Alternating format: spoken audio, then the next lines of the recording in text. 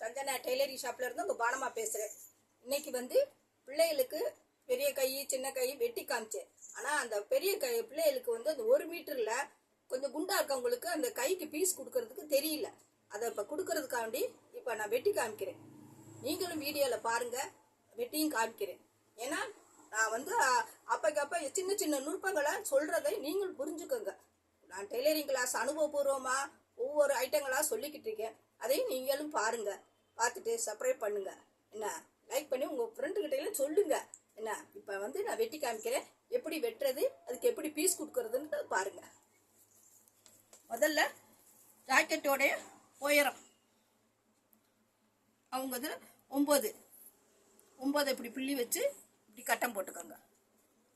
ரெண்டாவது 1 இன்ச்சு அதில் அவங்களுக்கு பட்டிக்கு இதையும் மார்க் பண்ணிருங்க. இப்படி எல்லாத்தையும் நீங்கள் கரெக்ட் பண்ணிக்கிட்டீங்கன்னா தைக்கிறப்ப ஈஸி. இது 1 இன்ச்சு கீழ் பட்டிக்கு. மொத்தம் உயரம் அவங்களுக்கு 8.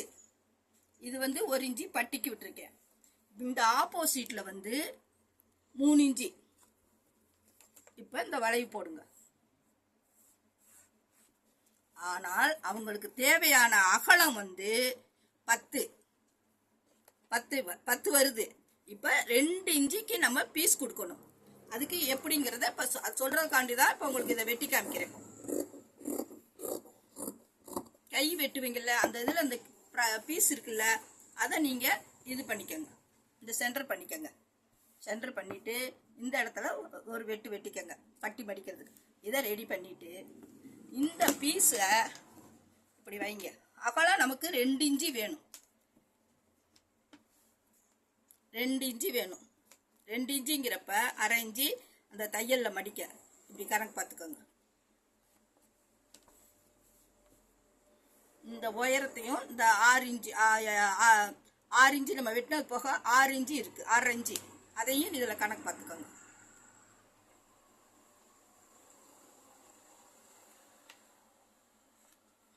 இப்போ இதை நம்ம வெட்டிட்டு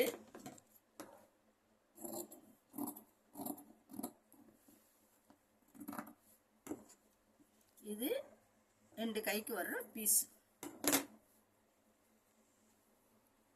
இப்படி கொடுங்க.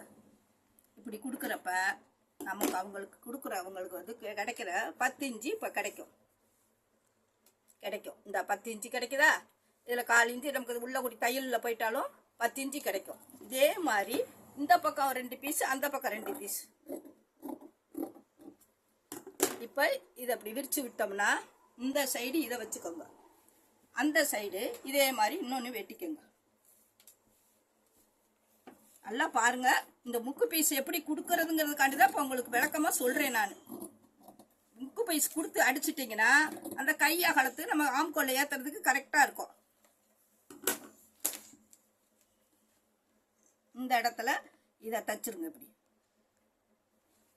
இந்த இடத்துல இதை தச்சிருங்க. அப்போ நம்மளுடைய அகலத்தை திருப்பி போட்டு பார்க்கையில் இப்படி போட்டு பார்க்குறப்ப 10 இன்ச்சு கரெக்டாக கிடச்சிரும்.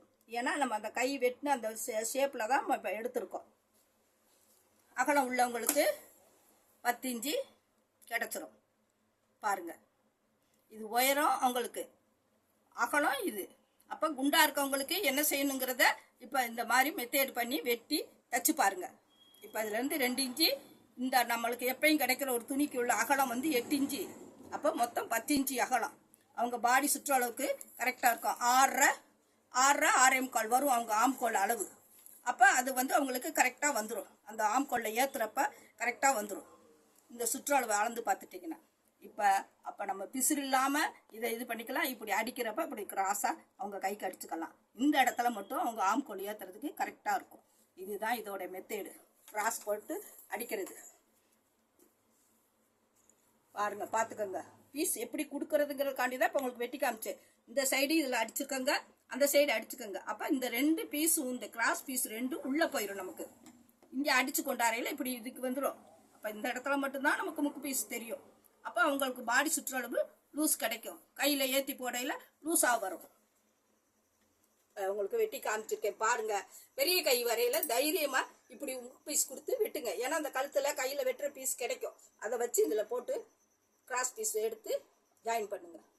வணக்கம். பாருங்கள், சப்ஸ்கிரைப் பண்ணுங்கள், லைக் பண்ணுங்கள்.